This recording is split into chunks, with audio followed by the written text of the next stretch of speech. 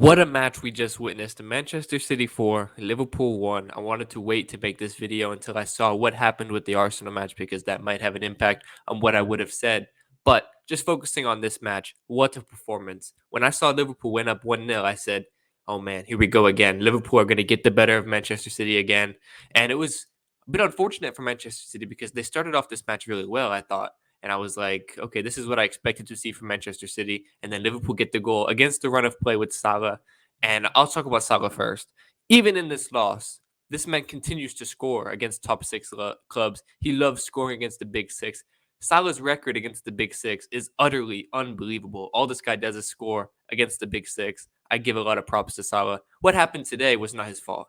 Liverpool's downfall this season is not Salah's fault. He's still one of the greatest wingers we have ever seen in the Premier League. And yeah, that's all I'm going to say about Salah. But Manchester City, utterly unbelievable. I want to start with Julian Alvarez because Manchester City are so blessed. To have Julian Alvarez as your backup striker is just an unbelievable luxury.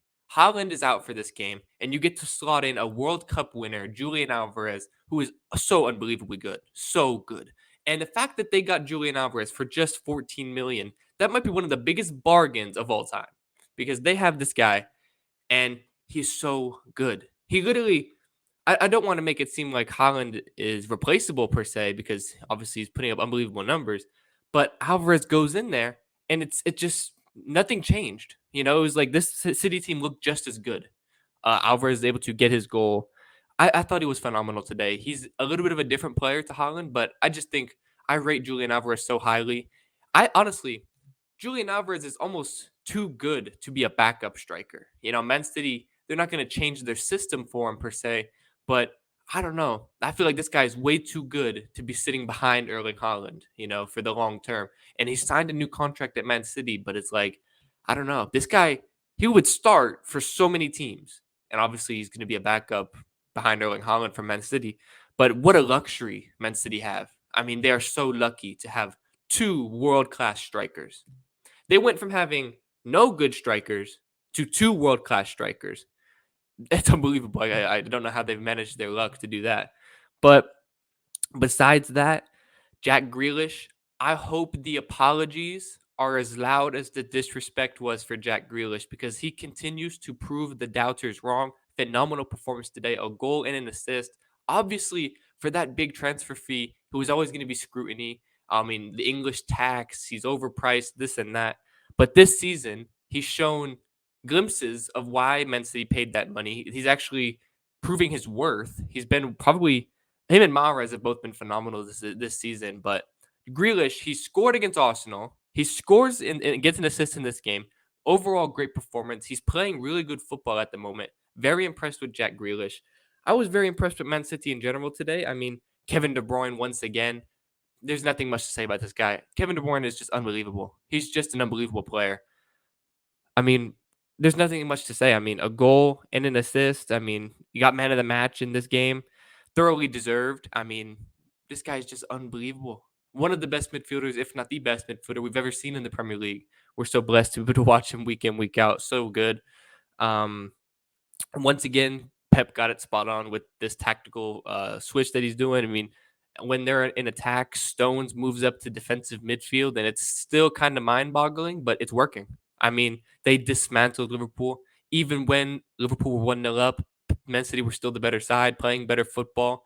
And typically, Liverpool give Man City problems.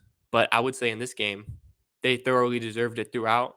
And it honestly, statement performance by Manchester City. Because obviously, I'm recording this at this point. It's 3-1 Arsenal against the Leeds at the moment. So Arsenal are going to win. They're going to maintain their 8-point gap over Man City. But to beat Liverpool 4-1 is a statement because now next week Arsenal play Liverpool and we get to see how that's going to go. Liverpool obviously not the same team that they've been, but I mean obviously Liverpool have a very tough stretch. I mean they play Chelsea and then they play Arsenal after that on next Sunday. So I mean it's going to be very tough, but Arsenal, they play Liverpool next. Liverpool are going to be trying to prove themselves. I think once again they're going to have a chance to make a difference here, but also that game, if I believe it's at Anfield. Yeah, so that's going to be a very difficult test for Arsenal. They're going to have to prove that they can go to Anfield and get a result because honestly, I look at Man City's upcoming games and I sit there and I say, I think this is when they're going to go on a run. Man City plays Southampton. I think they'll win. Leicester, they should win. Sheffield, that's in the FA Cup, but they should win. Then they play Arsenal. I think they will beat Arsenal. I do think Manchester City will beat Arsenal in the Premier League once again. I mean, this time it's at the Etihad. I just think Man City has the mental edge over Arsenal, and that's ultimately going to shrink that gap some as well. Then they play Fulham, West Ham, Leeds, Man City. Realistically, they have a tough, like their toughest matches is probably Chelsea and Brentford as the final two games at the end of the season besides Arsenal. And obviously the Champions League is also going to be a factor of how they manage the schedule. But ultimately, I don't see Man City dropping many points, if any, in this last stretch of games. So Arsenal are going to have to be perfect, pretty much perfect. I mean, if they lose to Man City, that's basically, I mean, that leads a 5 point gap, but City would have a game in hand. So potentially a 2 point gap. So Arsenal have to be almost perfect as well. So it's going to be interesting to see how this plays out. But it's a very impressive win for Manchester City. But I think before I wrap up this video, it wouldn't be right if I didn't talk about Liverpool a little bit more. I gave Salah his credit, but that's about the only person who deserves credit on Liverpool right now. Liverpool's midfield, as we know, is utterly, utterly terrible. If there was ever a team that was desperate for Jude Bellingham, it's this team. And honestly, I don't know if Jude Bellingham wants to go into this team at the moment. It doesn't look like they will get Champions League football. Obviously, they have a very tough schedule, a very tough run in. I don't think they're going to get top four, honestly. It's going to be, they could, they definitely can, but I don't think they will. So is Jude Bellingham really going to go to a side with no Champions League football? I don't see it. I really don't see it. I don't think it'll happen. So this midfield is utterly terrible. If they don't get Jude Bellingham, they still have to add a couple players. Like this team is desperate for some transfers. Desperate. Because ultimately they tried to kind of run it back. They tried to sign Gakpo and obviously Darwin Núñez, who wasn't playing today.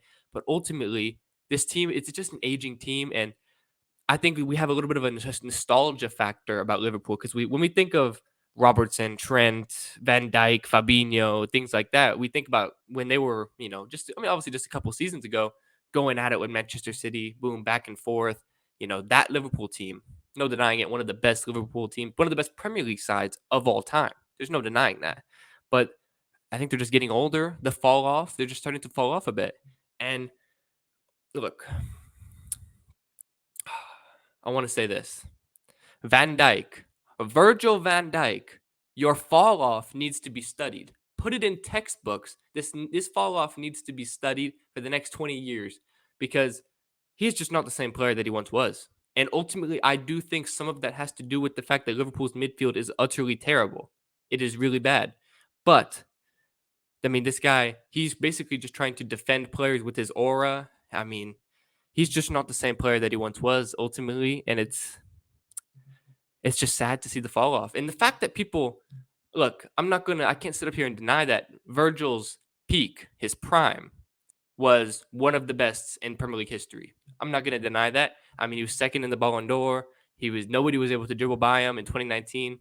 Phenomenal, no denying that. But he was only at that prime for, maybe 4 or 5 seasons. To put him in the conversation of greatest Premier League center back of all time with Vidic, a Ferdinand, a John Terry, things like that, you have to do it for longer. And ultimately, I mean, at one point, they were putting him in just greatest center back of all time conversations in general. So you're telling me, I mean, it wasn't that long ago we were getting Van Dijk versus Sergio Ramos conversations. And that's just disrespectful to Sergio Ramos.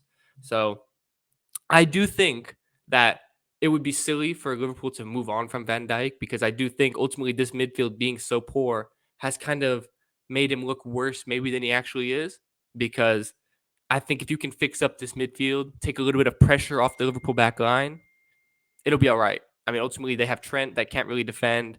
They got Van Dijk in there. If they can just fix the midfield, take pressure off the back line, I think they'll be fine. But it's one of the things, Van Dijk is just not the same player that he once was. But I think ultimately impressive win by Man City, disappointing from Liverpool. But yeah, I think without further ado, go ahead and wrap up this video. So let me know in the comments down below, what did you think about this game? What did you think about Van Dijk? What do you think about Liverpool? Let me know in the comments down below. Slap a like on the video, subscribe to the channel for more football content. But without further ado, I'm Zach, and I'll see you next time for another video. Peace.